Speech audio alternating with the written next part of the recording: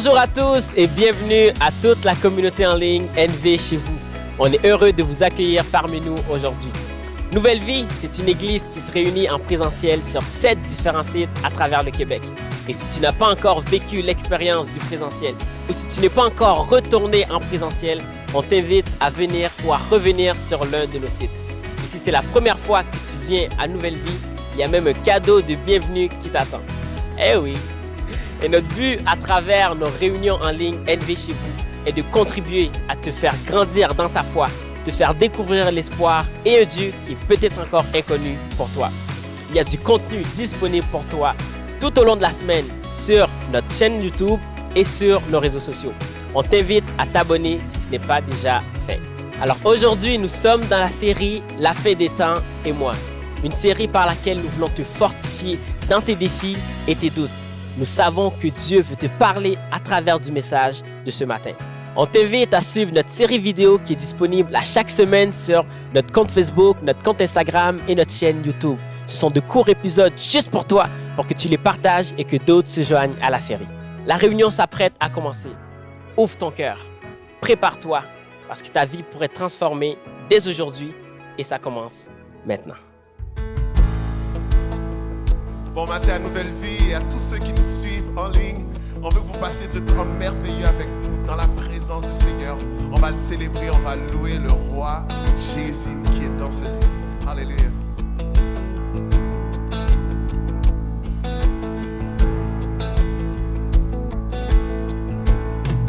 Le roi est dans ce lieu.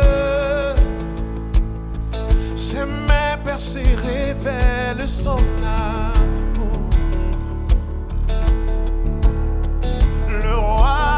Ce lieu, celui qui chasse la nuit pour toujours. Oh, qui est ce roi? Qui est ce roi? Son nom est Jésus. Son nom est Jésus. Lumière du monde, en lui nous sommes libres. Puissant souverain, son règne est sans fin. Lumière du monde, en lui nous sommes libres. Le Sauveur est dans ce lieu. Attendons-nous à vivre des miracles. Yeah. Le Sauveur est dans ce lieu.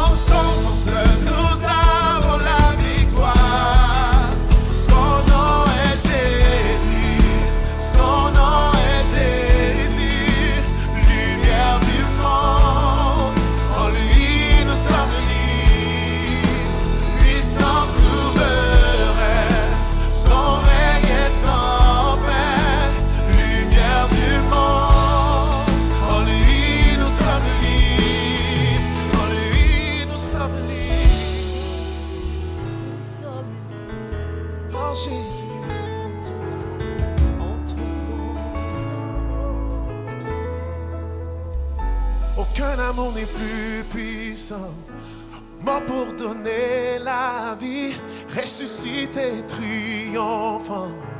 Aucun roi n'est comme lui, et toute autorité à jamais lui est soumise, victorieux couronné. Aucun roi n'est comme lui, on y va. Aucun amour n'est plus puissant, la vie, ressuscité, triomphant. Aucun roi n'est comme lui, et toute autorité à jamais lui est soumise, victorieux couronné. Aucun roi n'est comme lui.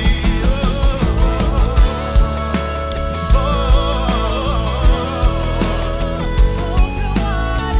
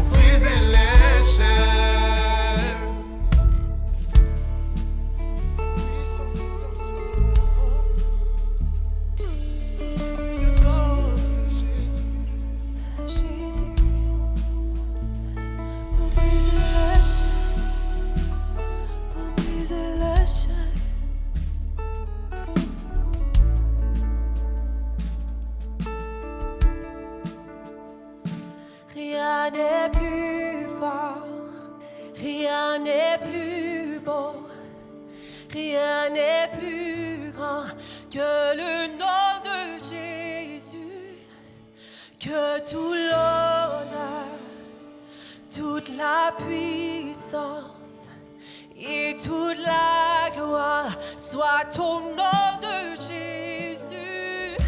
Rien n'est plus fort, rien n'est plus beau, rien n'est plus grand que le nom de Jésus, que tout l'honneur, toute la puissance et toute la gloire soit au nom de Jésus.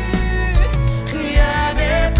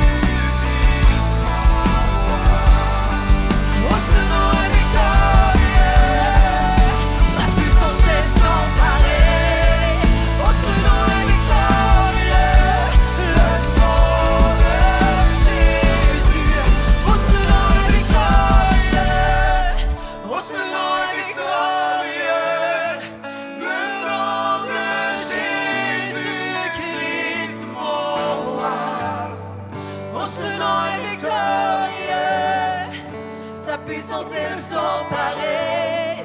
Oh, ce nom est victorieux, le nom de Jésus. Oh, ce nom est victorieux, le nom de Jésus.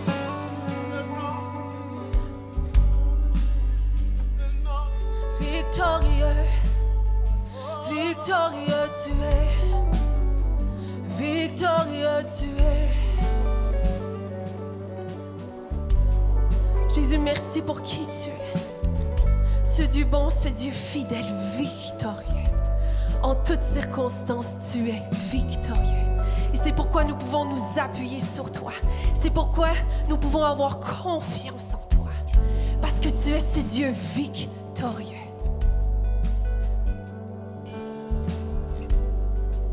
Jésus, viens régner. Alors que des centaines, peut-être milliers de gens écoutent cette réunion, en ce moment, Seigneur, je te prie que tu puisses venir les rencontrer là où ils sont et qu'ils puissent s'approprier ta victoire. Ta victoire sur la maladie, ta victoire sur la dépression, ta victoire sur l'anxiété. Parce que tu es ce Dieu victorieux.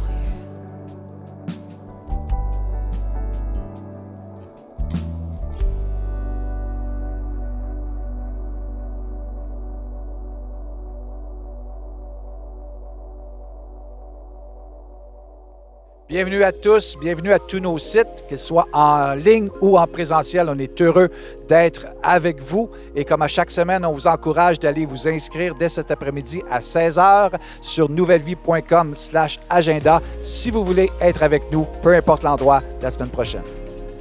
Cet automne, nous avons eu plusieurs célébrations de baptême sur la plupart de nos sites et c'est vraiment des dizaines et des dizaines de personnes qui ont pris la décision de suivre Jésus. Oui, Alex, depuis le début de l'année, c'est plus de 100 personnes qui ont été baptisées, soit à Nueva Vida, à Longueuil, à La Prairie, à Châteauguay, à Charlevoix. Et en début d'année, dès qu'on peut rentrer dans notre nouveau bâtiment à Drummondville, il y a un baptême d'eau qui est prévu à l'horaire également. Alors, bravo, hein? Yes, bravo à tous nos baptisés. En plus de la série sur la fin des temps, on vous présente cette semaine un dernier webinaire avec Pasteur Marc Lecomte ce mercredi à 19h sur le livre de l'Apocalypse. Et le thème cette semaine, les destinées éternelles décrites et démystifiées. C'est gratuit et toujours à la même adresse pour vous inscrire, nouvellevie.com/agenda. Yes, et puis la semaine prochaine, le 5 décembre, on va conclure notre série sur la fin des temps et c'est Pasteur Claude qui apporte ce message, donc c'est vraiment un rendez-vous pour tous. La semaine dernière, Envie Mission est allé avec une équipe de 20 personnes dans les communautés autochtones de Lac-Simon, Kilchsakik, Picogan et Rapid Lake pour tout mettre en place pour leur offrir un Noël spécial. C'est 2 camions remplis de produits non périssables, des produits d'hygiène et 800 cadeaux pour les enfants. Donc vraiment, ils ont pu leur offrir une journée spéciale avec, oui, des cadeaux, des jeux gonflables, des surprises, des activités et vraiment bien du plaisir pour tous. Extraordinaire. Et en plus de tout ça, Alex, Mission Nouvelle Vie a pu aider concrètement une famille, une maman monoparentale, ses 3 enfants, à commencer à rebâtir leur vie suite à un incendie qui a ravagé leur domicile récemment. Et c'est pour ça qu'à Nouvelle Vie, on vous demande à chaque semaine d'être généreux dans vos offrandes. Et vous savez, il y a 3 façons très faciles de donner. La première en allant sur don.nouvellevie.com. La deuxième en faisant un virement à don@nouvellevie.com. Et la troisième en ajoutant Nouvelle Vie comme bénéficiaire auprès de votre institution financière. Merci de votre générosité. Comme vous le savez, Nouvelle Vie, c'est une église sur plusieurs sites. Récemment, on vous a présenté les sites de Drummondville et de La Prairie. Et puis récemment, Nouvelle Vie Châteauguay s'est joint à la grande famille de Nouvelle Vie et on les accueille avec grande joie. Et puis ce dimanche, on vous présente Nouvelle Vie Châteauguay. Bonne écoute. C'est la fidélité de Dieu à l'œuvre, de ces gens qui ont commencé il y a longtemps et qui ont prié pour une succession, pour une suite. Et c'est en ça qu'on voit la main de Dieu. En fait, l'Église a été fondée à partir d'un petit groupe dans les années 80. La construction du bâtiment s'est faite par une équipe de membres. J'ai fait 30 ans de ministère ici à Châteauguay. On a commencé à voir pour une succession éventuelle pour le jour de la retraite. Les temps ont changé, l'Église se fait différemment et on croyait qu'avec la vision Nouvelle Vie, c'était ce qu'il y avait de meilleur pour Châteauguay. En fait, quand on a ouvert Nouvelle Vie Châteauguay le premier dimanche, là, on avait des problèmes de place en fait. On rajoutait des chaises et on rajoutait des chaises et on n'arrêtait pas et on se dit mais... Au niveau des enseignements, le côté professionnel qu'on voit, on sait qu'il y a des recherches qui ont été faites, ça se sent. Ce qui réjouit mon cœur, c'est que j'ai vu beaucoup de visages connus, de gens de la région qui sont venus voir, qui je revois encore dimanche après dimanche.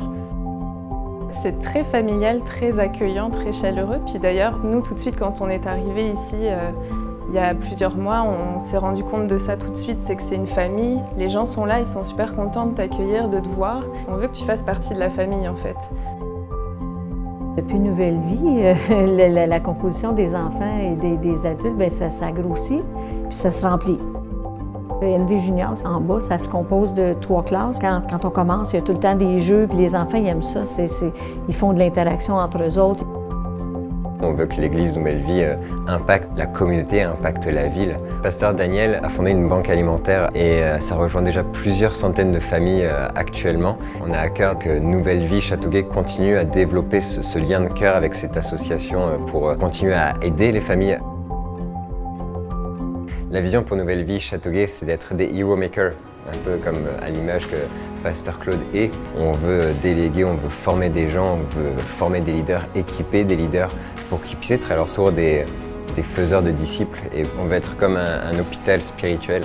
On veut accueillir les personnes qui sont blessées, brisées, peu importe. On veut juste les accueillir et les aimer comme Jésus les aime en fait. Je sors avec une soif de plus de Dieu. J'ai envie de connaître encore plus. Ça réjouit mon cœur de pasteur de voir qu'il y a une continuité et non une fin. Aujourd'hui, on poursuit notre série La fin des temps et moi, et on vous encourage d'aller sur nos réseaux sociaux, visionner les épisodes de notre court-métrage, de les partager surtout à vos amis afin qu'on puisse les voir et les avoir avec nous. Et ce matin, c'est Pasteur Marc Lecomte qui continue notre série La fin des temps et moi. Bonne écoute. Bonne écoute.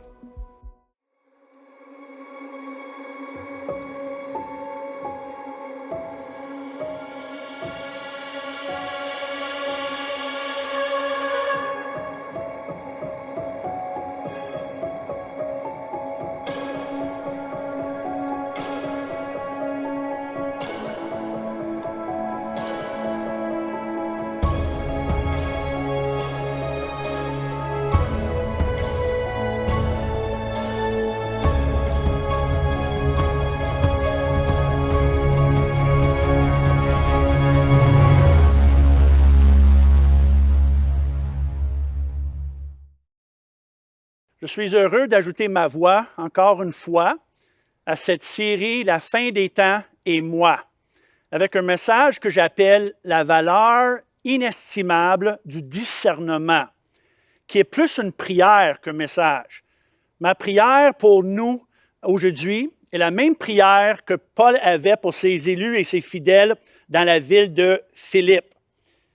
Quand il a dit « Et ce que je demande dans mes prières, c'est que votre amour augmente de plus en plus en connaissance, en pleine intelligence, pour le discernement des choses les meilleures. » Quand quelqu'un comme Paul écrit « Voici ce que je demande dans mes prières », ça doit capter notre attention. La vie de prière des hommes exceptionnels comme Paul m'a toujours intrigué. J'aurais aimé être enseigné dans la prière par Paul. J'aurais aimé prier avec Paul, ou au moins l'entendre prier. Évidemment, impossible. Mais au moins, les Écritures nous donnent une idée du contenu de ses prières, une idée des priorités de Paul et ses souhaits pour l'Église de son époque. Comme ici, où Paul prie pour une augmentation non seulement de l'amour, mais de la connaissance. Comme je dis souvent, en tant que chrétiens, nous savons que le tombeau est vide. Il n'est pas nécessaire que nos têtes le soient aussi. Car Dieu ne nous a pas donné des capacités de compréhension, de découverte, d'apprentissage et raison pour rien. Et l'apôtre Pierre sera d'accord. Parce que lui a dit dans son deuxième livre, faites tous vos efforts pour joindre à votre foi la connaissance, afin de passer de quelqu'un qui croit, quelqu'un qui a la foi, quelqu'un qui croit, à quelqu'un qui comprend, et à quelqu'un qui est certain, et convaincu, et confiant en qu'est-ce qu'il croit et pourquoi qu'il le croit. Car il n'y a rien qui solidifie plus notre foi que la connaissance. La connaissance acquise par une bonne compréhension des choses enseignées dans ce livre, la Bible, ce qu'on appelle la parole de Dieu. Et la phrase clé de Pierre ici est « Faites tous vos efforts ». Car la connaissance et la compréhension n'arrivent pas par hasard, mais avec de l'effort. Ils n'arrivent pas par l'inspiration, ils arrivent avec la transpiration. Car le Saint-Esprit ne remplace jamais l'effort.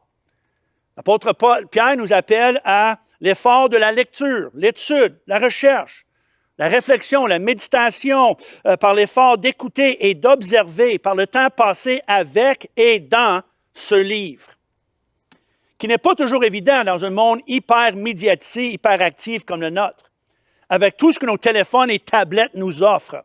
Ce n'est pas facile de porter attention à une histoire dans un livre daté de plus que 2000 ans, sans photos, sans bruit, sans images, sans alerte, sans vidéo et sans couleur. Ce n'est pas toujours évident de prendre le temps nécessaire pour réfléchir comme il faut sur qu'est-ce qu'elle nous enseigne. Comme vous le savez, selon une étude Microsoft dernièrement, ils ont appris que la capacité d'attention de cette génération est réduite à 8 secondes, la plus courte dans l'histoire du monde, due à la technologie. La capacité d'attention d'un être humain, 8 secondes. Savez-vous, c'est quoi la capacité d'attention d'un poisson rouge? 9 secondes. Nous sommes pires qu'un poisson rouge en ce moment. Alors, si ce fut un effort dans le temps de Pierre, il est encore plus aujourd'hui, mais il vaut vraiment le prix de le faire. Car une des merveilles de la Bible est le plus qu'on découvre d'elle, le plus qu'on réalise, il y a encore d'autres choses à découvrir. Après avoir passé 40 ans de ma vie à étudier la Bible, à obtenir un bac, une maîtrise et bientôt un PhD en théologie biblique, je découvre encore des choses dans la parole de Dieu. Elle m'enseigne encore, elle m'apprend encore, elle m'inspire encore parce qu'elle est inépuisable, illimitée dans sa profondeur et richesse et dans sa révélation de Dieu. Un Dieu qui est aussi illimité et inépuisable dans les merveilles et mystères de qui il est. Et l'effort de joindre à notre foi la connaissance n'a jamais été plus urgent et important qu'aujourd'hui dans les temps de la fin, car elle crée en nous la qualité essentielle pour survivre comme un chrétien dans les jours que nous vivons, qui est le discernement, dont la valeur inestimable du discernement dans les jours que nous vivons, et dont la raison pour la prière de Paul.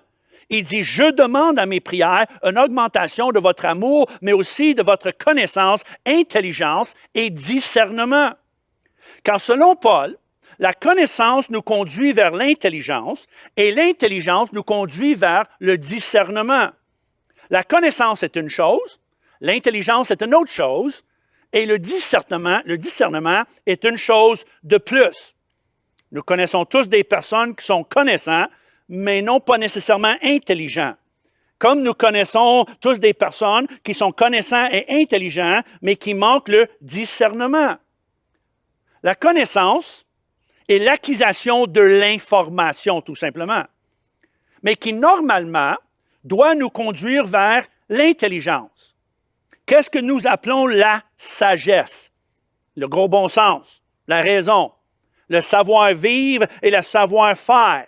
La capacité de bien appliquer la connaissance aux défis de et les réalités de la vie et de faire et dire la bonne chose de la bonne façon au bon moment. Faire et dire la bonne chose de la bonne façon au bon moment. Et normalement, l'intelligence, la sagesse, doit nous conduire vers le discernement. Et l'idéal c'est d'avoir les trois, connaissance, intelligence et le discernement. Et selon le philosophe Jean de la Brière, il a dit, après l'esprit du discernement, ce qu'il y a au monde le plus rare, ce sont les diamants et les perles. Moi, je suis d'accord avec lui sur la valeur du discernement. Elle vaut plus que des perles et des diamants. Entièrement d'accord avec lui. Mais j'espère que c'est moins rare aujourd'hui que dans son temps. Surtout parmi les croyants, les enfants de Dieu et l'Église. Nous qui sommes appelés à non seulement vivre comme des chrétiens, mais à parler comme des chrétiens et aussi à penser comme des chrétiens. Ce que nous appelons penser bibliquement,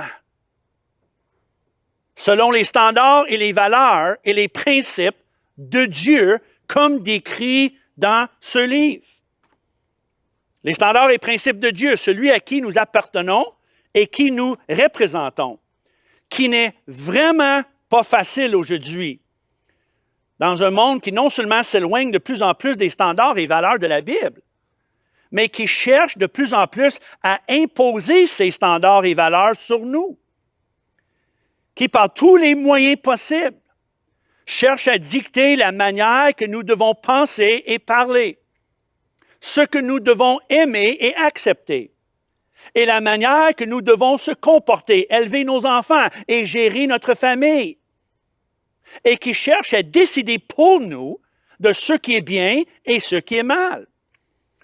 Moi, je ne suis pas du tout complotiste, mais il semble avoir un complot entre notre système d'éducation, les médias, les gouvernements et ceux qui contrôlent les diverses plateformes gigantesques des réseaux sociaux pour contrôler notre manière de penser et d'éliminer toute voix contraire, d'où vient le terme « cancel culture », la culture d'annulation. Mais qui n'est pas du tout surprenant. C'est l'apôtre Jean qui nous dit que la terre entière est sous l'influence du malin. Il ne faut pas que nous soyons naïfs.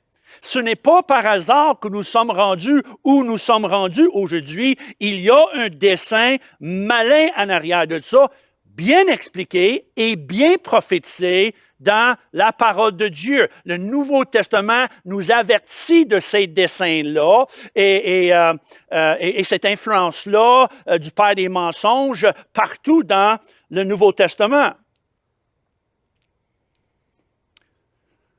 En plus, selon tous les auteurs du Nouveau Testament, ces mensonges et cette influence vont être encore plus accessibles, répandues et intenses dans les jours de la fin, dont la nécessité urgente du discernement, qui, selon le petit Robert, est l'action de séparer, à faire la distinction, la disposition de l'esprit à juger clairement et sainement les choses, de percevoir distinctement de manière à éviter toute confusion. Ça, c'est bien défini. C'est une belle définition du discernement et c'est exactement ce que nous avons besoin aujourd'hui. La capacité de séparer, à faire la distinction, à juger clairement parmi la confusion. Comment allons-nous savoir comment vivre pour la gloire et le plaisir de Dieu si nous négligeons son livre d'instructions? Comment allons-nous distinguer la vérité parmi la cacophonie de voix et la masse de messages mensongers si on ne se nourrit pas quotidiennement et profondément des Écritures afin de développer notre discernement, afin de développer nos habiletés de distinction et de détection? Afin d'augmenter notre capacité de distinguer entre deux voix, entre deux messages, de séparer la vérité des mensonges. Les multiples mensonges de celui que Jésus a décrit comme le père des mensonges, que veut dire c'est lui qui enfante un mensonge après l'autre, pour créer le chaos et la confusion. Quelques-uns de ces mensonges de l'ennemi sont faciles à détecter. Comme tous les mensonges qui sont en arrière, la banalisation et la normalisation de la pornographie, la décadence, la perversion. tous les mensonges qui inspirent la rage, la violence, le chaos, l'anarchie, le désordre et la rébellion et la haine des autorités et les forces de la paix. On sait qui est en arrière de tout cela. Tous les mensonges qui sont en arrière, le racisme de toutes sortes. Il faut revenir à ce que Martin Luther King a déclaré dans son discours, son message sur « I've got a dream », j'ai un rêve, quand il dit « Il faut juger un homme selon la force ou le contenu de son caractère et jamais la couleur de sa peau ». Très important encore aujourd'hui et très biblique. C'est le caractère qui compte et jamais la couleur de sa peau. Mais nous savons qu'il est en arrière de toute la rage, la violence, la division, le racisme, la perversion. Ça, c'est le père des mensonges et ces mensonges-là sont très évidents. Mais il y en a d'autres qui sont moins évidents. Ils arrivent emballés un peu comme un ange de lumière, comme la Bible décrit, ou un loup déguisé en agneau. Avec un langage plus subtil et sournoise, plus sentimental, culturel, un langage de tolérance, dans un langage parfois spirituel, théologique même, qu'est-ce que Paul décrit comme les doctrines des démons. Il dit, dans les derniers jours, ils vont avoir des doctrines des démons, qui veut dire des doctrines concoctées dans les lieux habités par les démons pour nous dévier tranquillement, subtilement des principes bibliques. Il nous éloigne des principes bibliques afin de nous éloigner des pratiques bibliques et éventuellement la moralité biblique vers ce que nous appelons l'apostasie. L'apostasie prédite par les auteurs du Nouveau Testament pour les temps de la fin. L'apostasie veut tout simplement dire l'abandon de la foi et les standards chrétiens pour une forme de croyance diluée, compromise et vide de puissance et d'impact et de relation avec Dieu. Nous n'avons pas le temps de lire tous les passages du Nouveau Testament qui parlent des mensonges de la fin, mais que ce soit Jésus, Paul, Pierre ou Jean, chacun d'eux inclut la prolifération et multiplication des mensonges comme signe de la fin. Indéniable. Partout dans le Nouveau Testament, on voit ça. Il va y avoir comme une accélération, une multiplication de mensonges dans les temps de la fin. Et il nous met en garde contre être séduit, trompé, éloigné, rendu captif par eux. Comme résumé de ces passages, nous pouvons conclure que le discernement nous protège contre, puis ça, c'est tous des termes que nous trouvons dans le Nouveau Testament qui décrit les temps de la fin. Et le discernement nous protège contre les doctrines des démons, les esprits séducteurs, les sectes pernicieuses, les paroles trompeuses, les discours séduisants, l'apostasie, les fables et la folie. De plus en plus évident dans les derniers jours, et chacun d'eux, un symptôme d'avoir tombé victime des mensonges du menteur. L'apôtre Paul a dit à son jeune protégé Timothée, « Il viendra un temps, il parle des temps de la fin, où les hommes vont détourner l'oreille de la vérité et se tourneront vers des fables, des mensonges, des inventions, des fabrications. Éloigne-toi de ces hommes-là. Attention, ces hommes s'opposent à la vérité, mais leur folie sera manifeste pour tous. » Alors, l'apôtre Paul décrit la folie de croire des fables plus que la vérité. Des fables, des histoires, des doctrines, des théories fabriquées, inventées dans la pensée des hommes sous l'influence du menteur, plus que la vérité solide de l'Évangile. Et c'est Pierre qui dit, ce n'est pas en effet en suivant des fables habilement conçues que nous avons fait connaître la puissance et l'avènement de notre Seigneur Jésus-Christ, mais c'est comme ayant vu sa majesté de nos propres yeux. Et c'est ce qu'on appelle, l'apôtre Pierre, il dit, notre foi est solide, tangible. Nous avons témoigné les choses qu'on vous raconte, et ce n'était pas juste une ou deux personnes, c'était des dizaines et des centaines de personnes. Et il dit, demeurons sur ce qu'on appelle la foi orthodoxe. Élimine les fables et la folie et les théories qui dévient de la foi orthodoxe, solide, stable, certaine, de laquelle nous n'avons jamais à avoir honte ou à douter que Jésus est le Fils de Dieu. Il est né d'une vierge. Il est mort sur la croix croix. Il est ressuscité après 3 jours. Il t'est enlevé et qui revient un jour. Ça, c'est la foi solide, orthodoxe. Et il faut demeurer sur la foi, les vérités de l'Évangile, de la parole de Dieu. Surtout aujourd'hui, plus que jamais. Dont la raison que Paul a dit à son protégé Timothée, « Sache que dans les derniers jours, il y aura des temps difficiles. Car les hommes seront, puis là vous connaissez le texte, il donne une description sociologique du monde corrompu des derniers jours qui va de plus en plus vers la dépravation et la dégradation et qui inclut, puis ajoute dans cette liste-là, la tromperie, la séduction, des menteurs, le mensonge. Alors les hommes seront, puis là il donne la description, mais il termine avec « Mais toi Timothée, malgré ça, toi, demeure dans les choses que tu as apprises, demeure.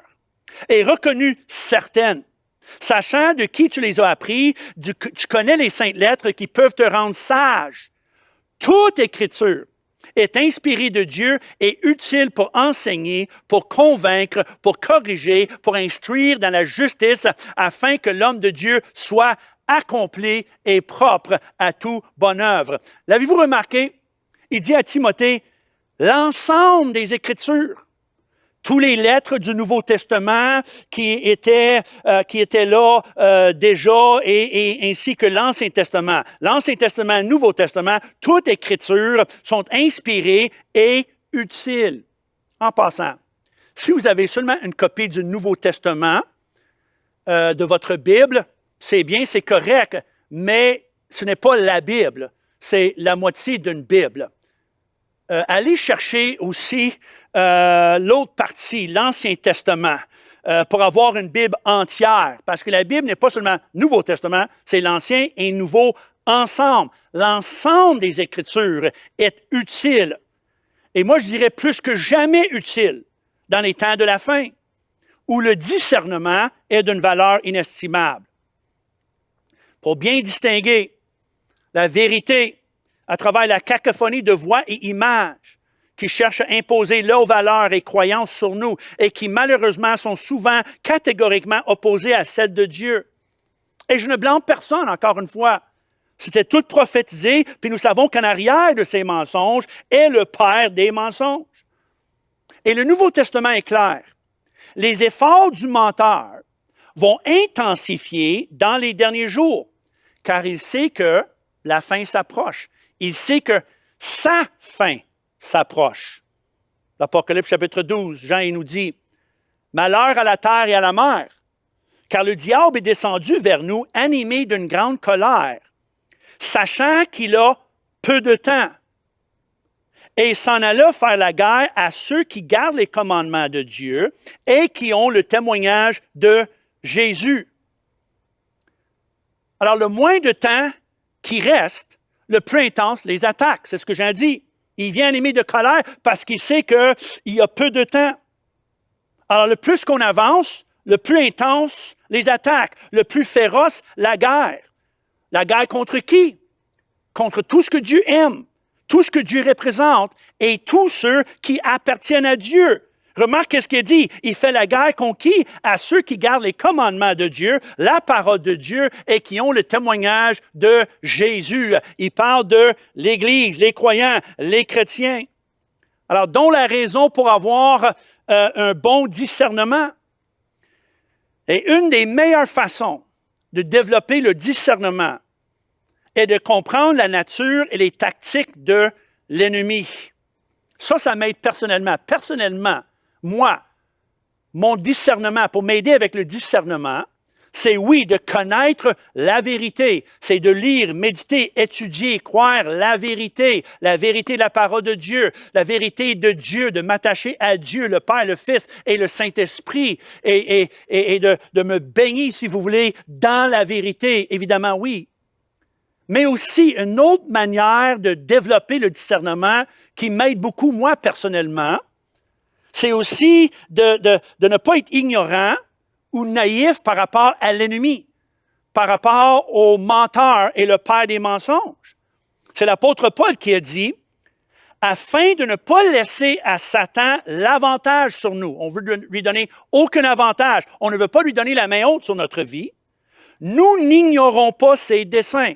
So, l'apôtre Paul a dit, une des façons pour vivre et survivre et vaincre par la vérité et vaincre le menteur, c'est d'avoir le discernement. Et le discernement vient par connaître la nature et les tactiques de l'ennemi pour ne pas lui donner un avantage.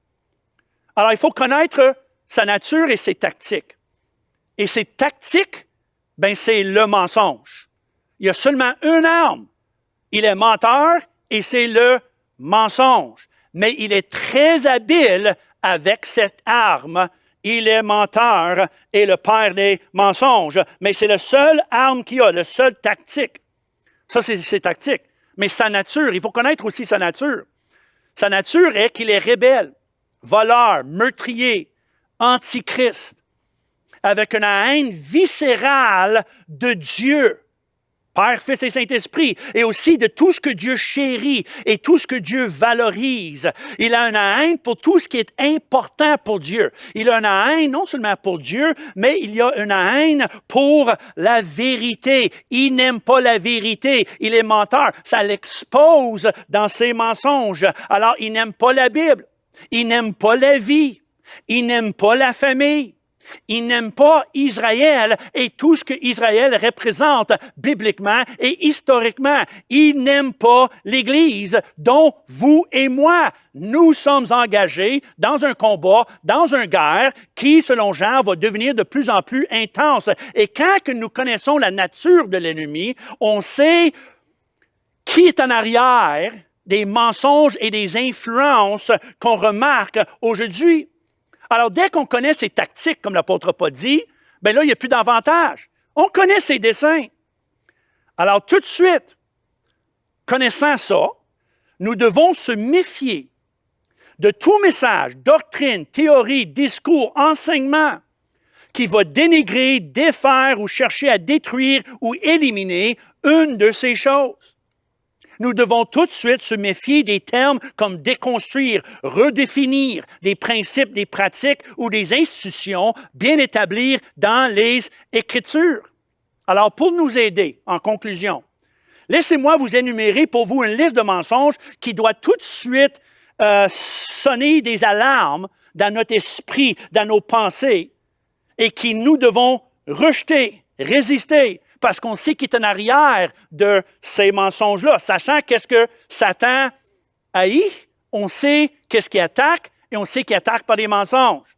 Alors, on détecte avec discernement, on est capable de détecter, distinguer les mensonges des vérités. Alors, nous voulons évidemment rejeter toute doctrine, message, enseignement ou théorie ou discours qui nie l'existence d'un Dieu créateur.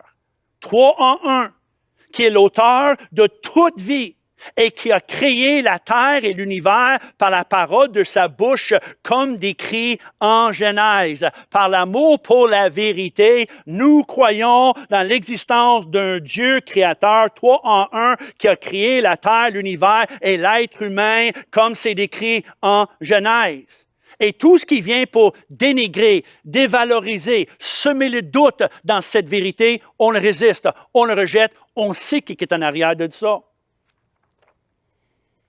En plus, nous rejetons toute doctrine, message, enseignement, discours ou pratique ou théorie qui favorise enlever la vie que de la protéger et la préserver.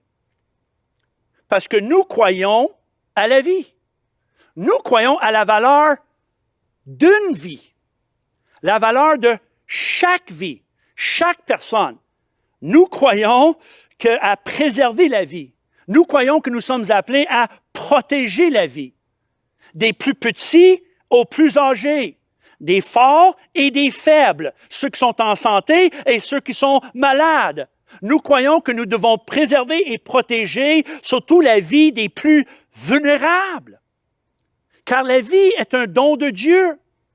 L'être humain est créé en son image et mérite la dignité, la protection, la préservation, le respect, car Dieu est l'auteur de la vie. Et nous savons que l'ennemi est un meurtrier qui cherche à voler, égorger et détruire. Et c'est certain qu'il haït la vie. Il haït l'être humain, l'apogée de la création de Dieu, fait à l'image de Dieu.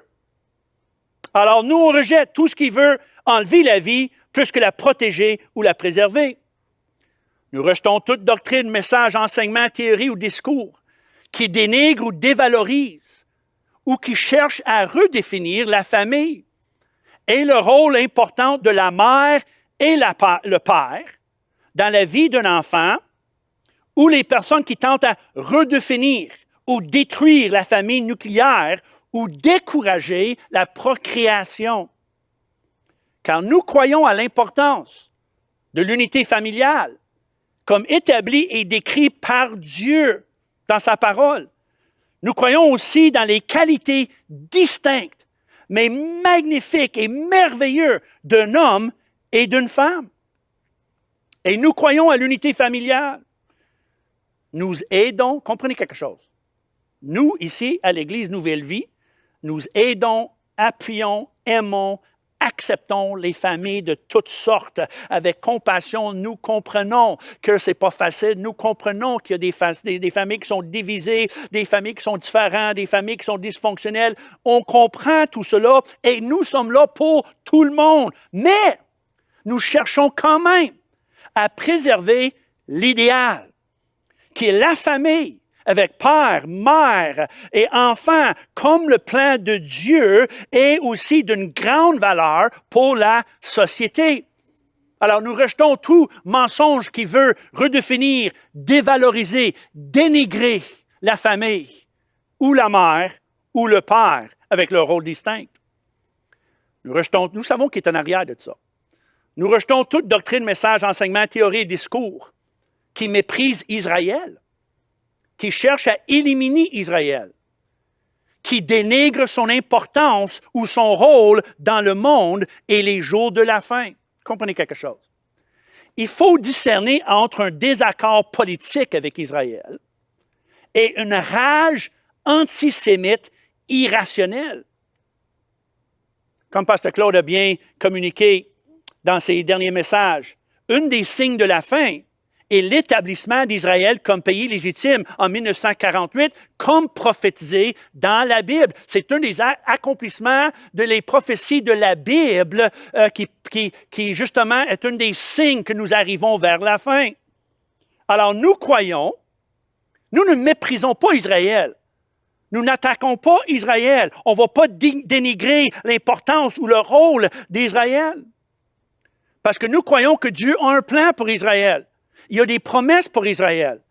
Et que nous, les chrétiens, devons une dette à Israël, les Juifs, pour les Écritures, pour l'Évangile. Nous devons prier pour Israël, prier pour sa paix, sa protection et surtout son salut. Mais nous savons qui est en arrière. Toutes ces exagérations, toute cette violence, toute cette rage pour le petit pays d'Israël. Nous savons qui est en arrière de ça.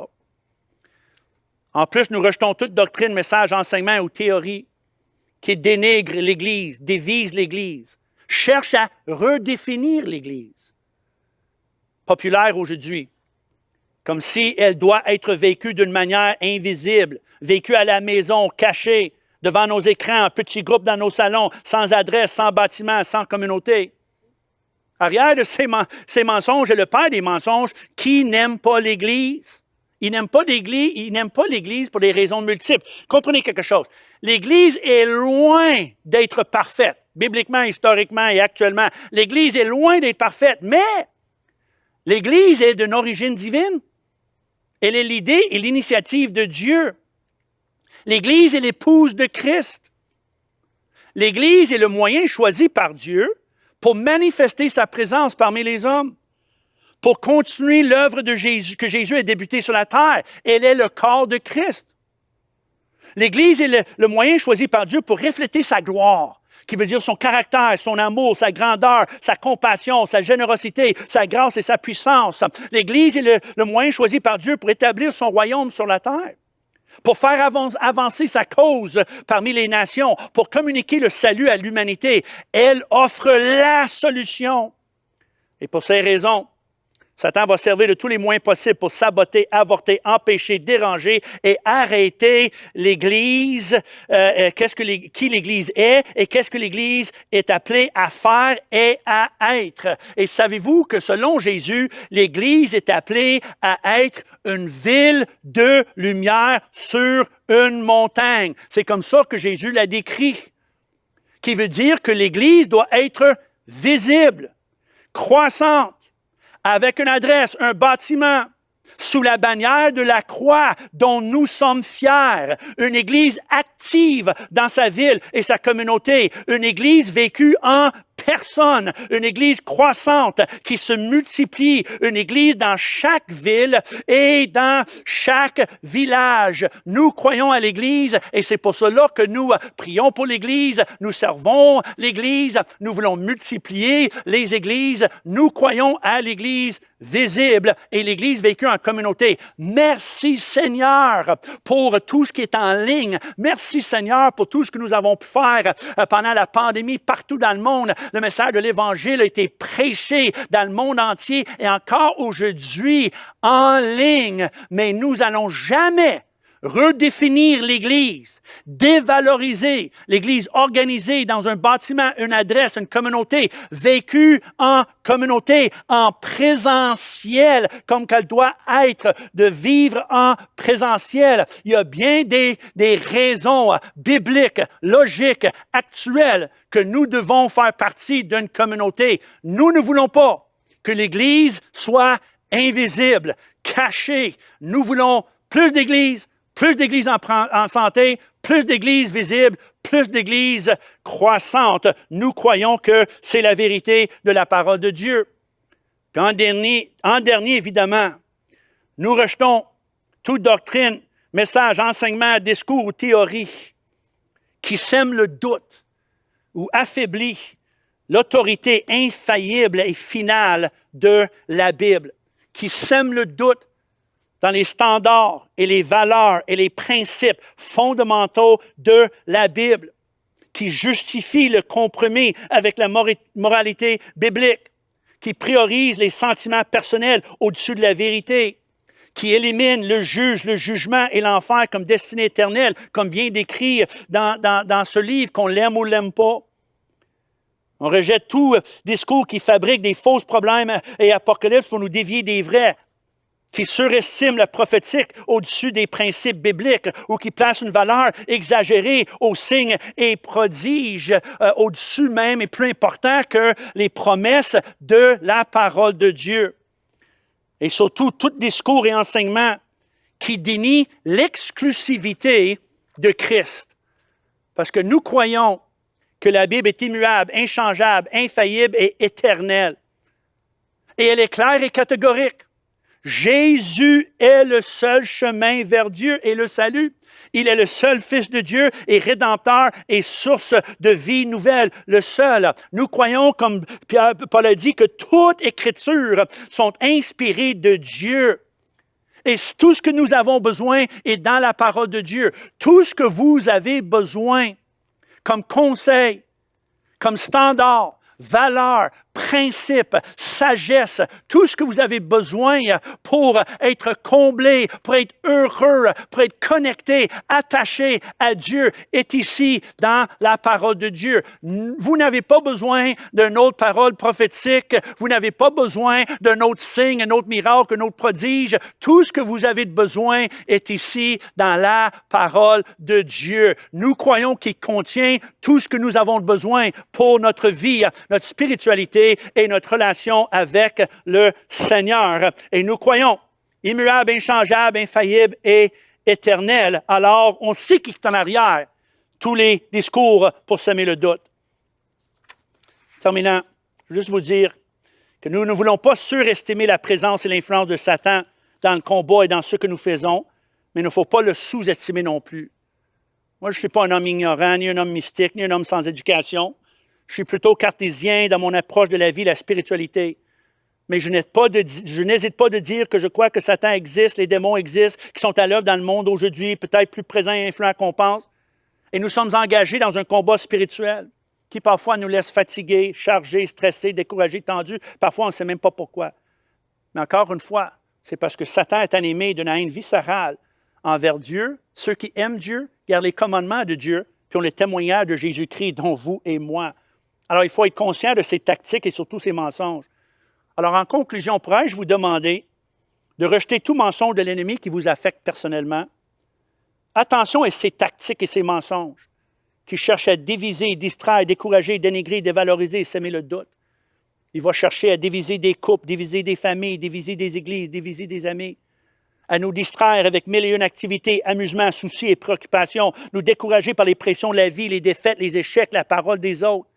Il va aussi chercher par ses mensonges à dénigrer, dévaloriser notre valeur, notre contribution, notre service, notre importance, notre standing et notre rôle. Et il va surtout semer le doute dans notre esprit, nos pensées, notre cœur. Semer le doute en la parole de Dieu, la présence de Dieu, les promesses de Dieu et l'amour de Dieu et l'efficacité de nos prières. Nous sommes dans un combat intense. Nous ne pouvons pas combattre tout seuls. Nous avons besoin les uns les autres, ainsi que la parole, la vérité. La vérité, on va vaincre l'ennemi par la vérité lue, entendue et crue. J'ai débuté avec une prière, puis je termine avec une prière. Une prière très pertinente pour les jours dans lesquels nous vivons. C'est une prière que nous trouvons en Actes chapitre 4, la prière d'une jeune église, la première église, les premiers croyants et disciples qui ont été menacés et demandés de ne plus parler au nom de Jésus. Et voici leur prière, puis on termine avec cette prière. Et je vous invite à faire cette prière avec eux. C'est tellement pertinent pour les jours dans lesquels nous vivons. Ça nous dit qu'après les menaces, ils élevèrent à Dieu la voix tous ensemble et dirent, « Seigneur, toi qui as fait le ciel, la terre, la mer et tout ce qui s'y trouve, c'est toi qui as dit par le Saint-Esprit, par la bouche de ton serviteur David. » Alors tout de suite, ils sont convaincus que Dieu est le Créateur, que Dieu est présent, que Dieu entend les prières. Ils citent la parole de Dieu parce qu'ils savent que la parole de Dieu est vraie. Alors il dit, le Saint-Esprit a dit par David, « Pourquoi ce tumulte parmi les nations et ces vaines pensées parmi les peuples? Les rois de la terre se sont soulevés et les princes se sont ligués contre le Seigneur et contre son oint, Jésus. » Même eux, ils disaient, il semble avoir comme un complot contre l'Évangile et la vérité. Puis là, ils prient maintenant, Seigneur, vois leurs menaces, donne à tes serviteurs d'annoncer ta parole avec une pleine assurance. L'avez-vous remarqué? Ils n'ont pas prié que Dieu élimine les attaques, que Dieu élimine les mensonges, que Dieu élimine ceux qui les menacent. Ils n'ont pas prié pour le confort. Ils n'ont pas prié pour une absence de la guerre. Ils ont prié pour l'assurance. Ils ont prié pour la confiance. Ils ont prié pour le courage. Et c'est ce que nous voulons et nous devons prier aujourd'hui. Ce n'est pas facile, mais Seigneur, face aux mensonges, face aux attaques, face, Seigneur, à tout ce que nous vivons dans ces derniers jours, nous prions, Seigneur, nous ne cherchons pas une vie plus facile, nous ne cherchons pas le confort, nous savons que ça va s'intensifier, mais ce que nous prions, c'est d'avoir la connaissance, la compréhension, la conviction, le courage de notre foi, de ne pas être écrasé, découragé ou ébranlé par ce que nous vivons. Alors moi, je vous encourage, tenons-nous avec et dans la vérité. Et comme l'apôtre Paul, nous disons, je n'ai point honte de l'Évangile. Je vais communiquer l'Évangile avec grâce, avec humilité, avec respect, avec amour, mais je n'ai point honte de l'Évangile, je n'ai point honte de l'Église, je n'ai point honte de Jésus-Christ, je n'ai point honte de Dieu et je n'ai point honte de la parole de Dieu. Moi, je suis fier de Dieu, fier de Jésus, notre Sauveur, notre Rédempteur, notre champion, notre Seigneur qui revient un jour bientôt. Moi, je suis fier de lui, de sa parole et de la vérité. Et Seigneur, je prie que tu accordes à tous et chacun de nous le discernement que nous avons besoin aujourd'hui, qui est d'une valeur estimable pour être un chrétien victorieux dans les jours de la fin. Demeurons en ligne. Il y a un dernier moment de louange, d'adoration, et je vous invite à prier cette prière comme les disciples ont fait dans le livre des Actes, chapitre 4, pour dire, Seigneur, donne-nous encore l'assurance et la conviction de notre croyance. La croix a le dernier mot. La croix a le dernier mot. Le Sauveur a vaincu, brillant de lumière. La croix a le dernier mot.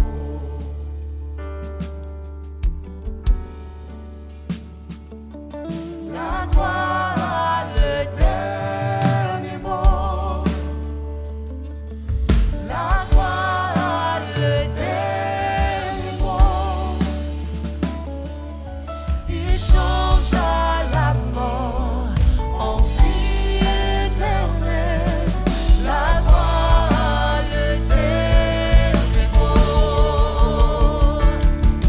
La croix a le dernier mot. La croix a le dernier mot. Le Sauveur a vaincu, brillant de lumière. La croix a le dernier mot. La croix a le dernier mot. La croix a le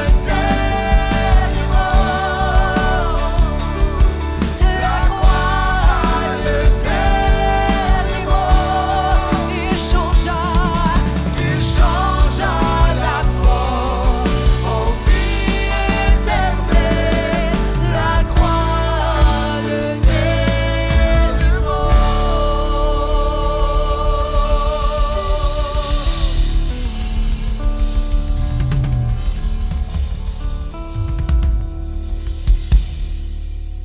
Merci d'avoir été avec nous. On espère que vous avez apprécié la réunion et que le message a su répondre à vos questions. On vous invite à rester connecté avec nous sur les réseaux sociaux, donc sur notre compte Facebook, notre compte Instagram et notre chaîne YouTube. Également, n'oubliez pas de suivre la série de vidéos sur la fin des temps et moi. Ce sont 8 épisodes qu'on a préparés pour vous, pour que vous puissiez les partager et que d'autres puissent entendre ce message d'espoir. Et d'ailleurs, ne quittez pas tout de suite parce qu'on va vous présenter tous les épisodes qui ont été faits jusqu'à maintenant. Passez une très belle semaine et soyez bénis.